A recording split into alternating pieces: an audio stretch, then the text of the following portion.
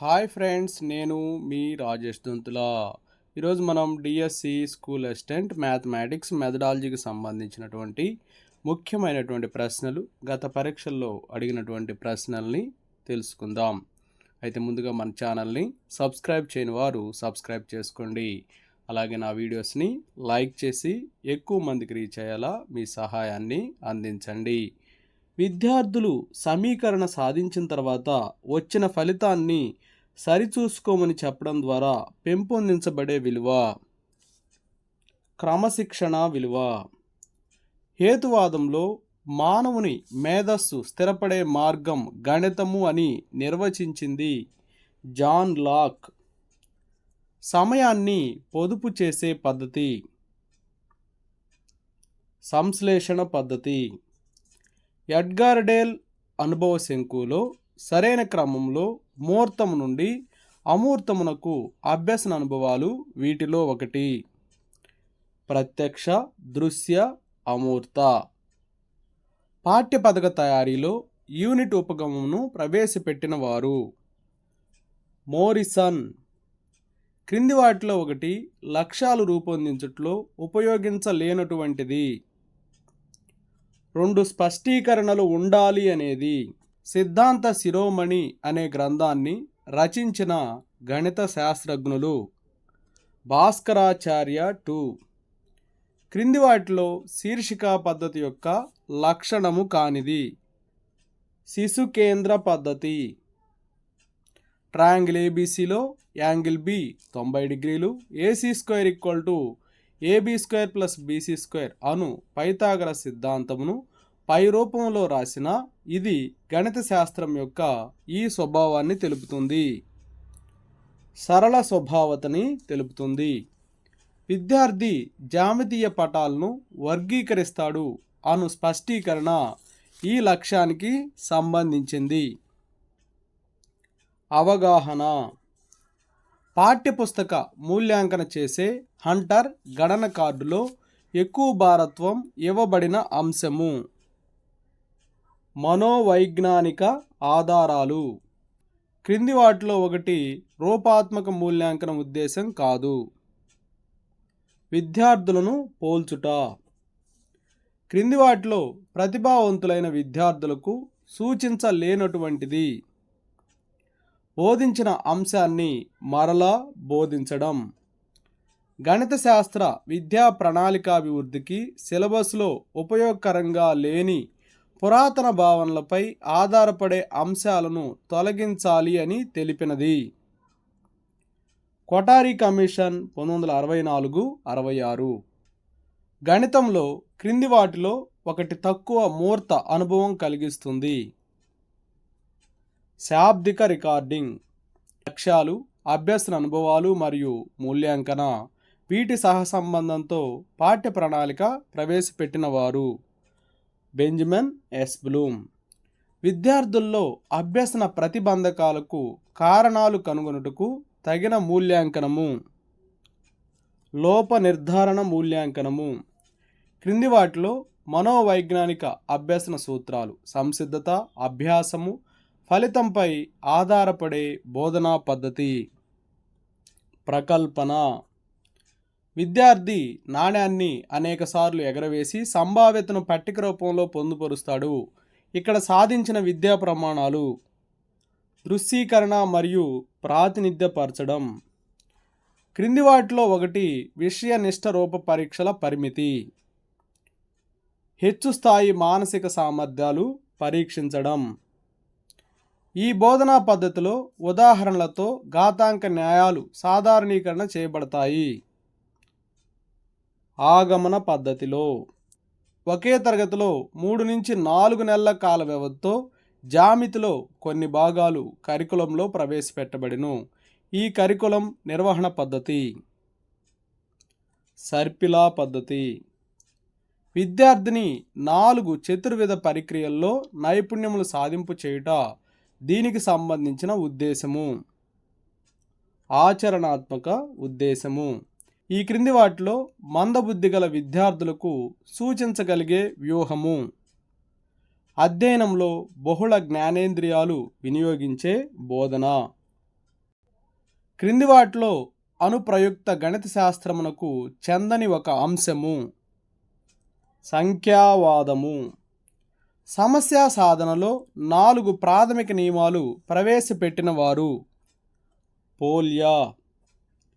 కల్పిత అనుభవానికి ఉదాహరణ అయిన ఒక అభ్యసన అనుభవం నమూనా. ఆలోచనలు సోపానాలను వరుస క్రమంలో ప్రవేశపెట్టుటకై ఉపయోగపడే గణిత వ్యూహము వ్రాత పని. అన్వేషణ పద్ధతిని ప్రవేశపెట్టిన వారు ఆమ్స్ట్రాంగ్. శ్రీ శ్రీనివాస రామానుజన్ గణిత శాస్త్రమునకు అందించిన అమోఘమైన సేవలకు జ్ఞాపకార్థంగా భారత ప్రభుత్వంచే గణిత సంవత్సరంగా ప్రకటించబడిన సంవత్సరం 2012. అంకగణిత సమస్య సాధనలో ద మెథడ్ ఆఫ్ ఫాల్స్ పొజిషన్ను అనుసరించిన వారు భాస్కరాచార్య 2. విద్యార్థికి సంబంధించిన నిరంతర సమగ్ర మూల్యాంకనంలో ప్రాధాన్యత గల అంశము సమగ్ర అభివృద్ధి. విద్యార్థి మౌఖిక గణనలను వేగంగా ఖచ్చితంగా చేయును అను స్పష్టీకరణ ఈ లక్ష్యానికి సంబంధించినది. నైపుణ్యము. క్రింది వాటిలో ఒకటి గణిత సంఘాల యొక్క ప్రయోజనం కానిది. తరగతి గది అభ్యసనకు ప్రత్యామ్నాయము. కొంతకాలం అభ్యసనం జరిగిన తర్వాత సాధనను మాపనం చేయు పరీక్ష సాధనా పరీక్ష. క్రింది వానిలో భావావేశాత్మక రంగంలో అత్యున్నతమైన లక్ష్యము లక్షణీకరణము. పిల్లలు గణితాన్ని భయపడకుండా ఆనందంగా అభ్యసించాలి అను దార్శనికత గలది. NCF 2005. గణిత తార్కికతను వివరించడం ఈ విద్యా ప్రమాణానికి సంబంధించినది. వ్యక్తపరచడం. గణిత శాస్త్రజ్ఞుల సేవలను అభినందించడం ఈ విలువకు సంబంధించినది. సౌందర్యాత్మక విలువ. సంఖ్యా విధానాన్ని అర్థమెటికా అని పిలిచిన వారు గ్రీకులు. క్రింది వాటిలో వేటి మధ్యన అంతఃసంబంధం కలదు? లక్ష్యాలు, అభ్యసన అనుభవాలు, మూల్యాంకన సాధనాలు. So option 2 is right answer. ఆలోచన యొక్క ఫలితంగా ఏ బోధనా పద్ధతిని చెప్తారు? సంశ్లేషణ పద్ధతి. దశాంశ భిన్నాలను ప్రవేశపెట్టిన గణిత శాస్త్రవేత్త జాన్ నేపియర్. శ్రీనివాస రామానుజన్ తన జీవితం చివరి దశలో పరిశోధన చేసిన అంశము మాక్ థీటా ఫంక్షన్స్. చరరాశులకు యావత్, తావత్, కాలక, నీలక వంటి పదాలను ఉపయోగించిన గణిత శాస్త్రవేత్త భాస్కరాచార్య. ఒక దత్త సమస్యను సాధించుటకు విద్యార్థి దత్తాంశం సరిపోవునో సరిపోదో ఎక్కువగునో నిర్ణయించను. దీనివలన ఏ లక్ష్యము సాధింపబడింది? వినియోగము. క్రింది ప్రవచనాలను పరిశీలించుము. ఏ సంశ్లేషణ పద్ధతి విశ్లేషణ పద్ధతిని అనుసరిస్తుంది? బి నిగమన పద్ధతిని ఆగమన పద్ధతి అనుసరిస్తుంది. ఇక్కడ సంశ్లేషణ పద్ధతి విశ్లేషణ పద్ధతిని అనుసరిస్తుంది అనే వాక్యం మాత్రమే సత్యమైనది. ఈ దశలో విద్యార్థిలో ప్రస్తుత పాఠానికి సంబంధించిన పూర్వభావాలు, నూతన భావాలు కలయిక చెందుతాయి. ఈ కలయిక ఎంత బలంగా ఉంటే అంత స్పష్టంగాను అంతర్జ్ఞానం తయారవుతుంది. హెర్బార్షియన్ పాఠ్యపథక రచనలో ఏ సోపానంలోది ఇది? సంసర్గము. కనీస అభ్యసన స్థాయిలు ఇందులో సూచించబడ్డాయి. జాతీయ విద్యా విధానం 1986. కింది వాటిలో సత్యవాక్యం ఏది? శీర్షిక పద్ధతి ప్రకారం శీర్షిక కేంద్రమైనది అనేది సత్యవాక్యము. మూల్యాంకనం విద్యార్థి తన ఆలోచనలను, భావాలను వ్యక్తీకరించడానికి, సొంతంగా రాయడానికి అవకాశం కల్పించేదిగా ఉండాలి. పిల్లల నైపుణ్యాలను, విశ్లేషణా శక్తిని, సృజనాత్మకతను మాపనం చేయడానికి అనువుగా ఉండాలి అని ఎందులో పేర్కొనబడింది? రాష్ట్ర విద్యా ప్రణాళిక చట్టం 2011. క్రింది వాటిలో బోధనా లక్ష్యము స్పష్టీకరణము కానిది. విద్యార్థికి గోళ ఘనపరిమాణ సూత్ర ఉత్పాదనను వివరించును అనేది బోధనా లక్ష్యము స్పష్టీకరణ కానిది. గణాల్లో గోళము, సమతల ఆకారాల్లో వృత్తము చాలా అందమైనవని అభిప్రాయపడినవారు. పైథాగరస్. నల్లబల్లపై ఉన్న √x + y = 7, x + √y = 11 అను సమీకరణములను చూసిన వెంటనే x = 9, y = 4 అని సమాధానం చెప్పిన విద్యార్థి శ్రీనివాస రామానుజన్.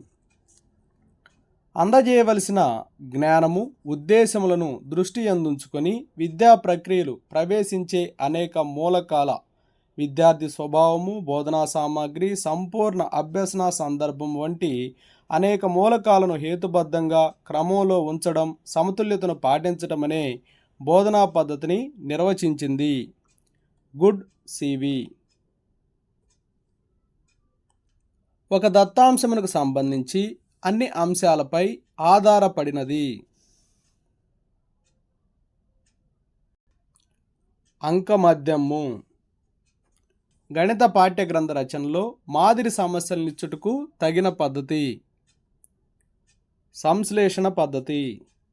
స్వేచ్ఛా సమాధానాలను కోరు ప్రశ్నలు. వ్యాసరూప ప్రశ్నలు.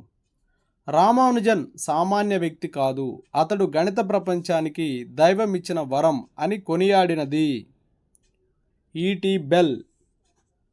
గణిత గణనలు చేయుటలో ఖచ్చితత్వాన్ని, వేగాన్ని రెండింటినీ పెంపొందించే అంశము. సమస్యల విశ్లేషణ. 6వ తరగతి విద్యార్థి x+4 = 7ను ఒక రాశికి 4 కలుపుగా వచ్చిన ఫలితము 7కు సమానమని రాశాడు. ఇచ్చట సాధించినటువంటి లక్ష్యము.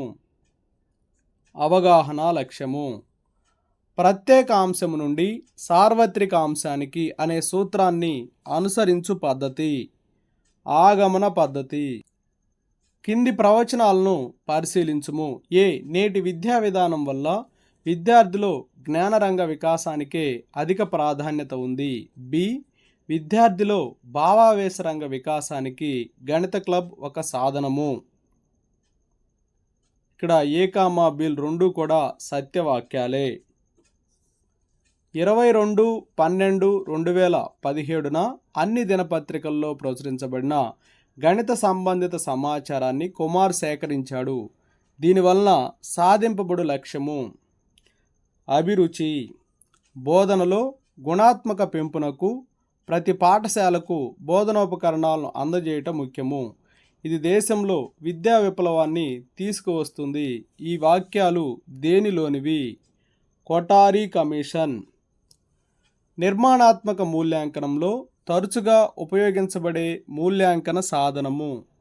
మౌఖిక పరీక్ష.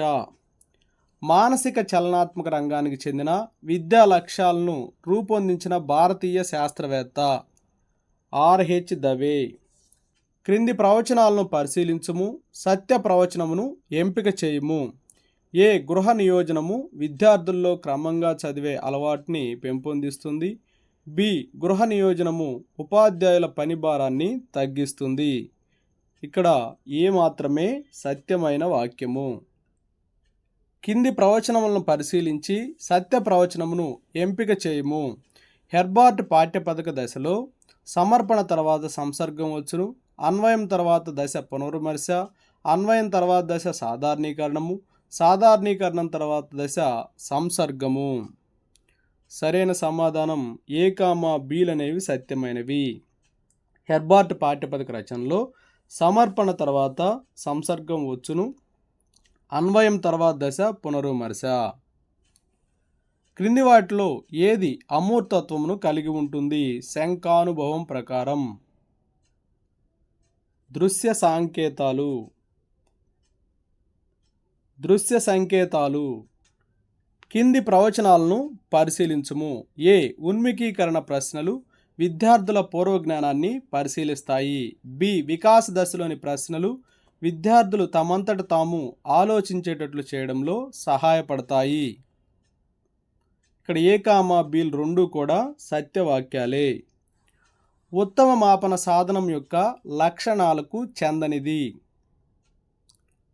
ఆత్మాశ్రయత. విద్యార్థి యొక్క ఉచ్చారణను సరిదిద్దుటకు అనువగు మూల్యాంకన సాధనము. మౌఖిక పరీక్ష.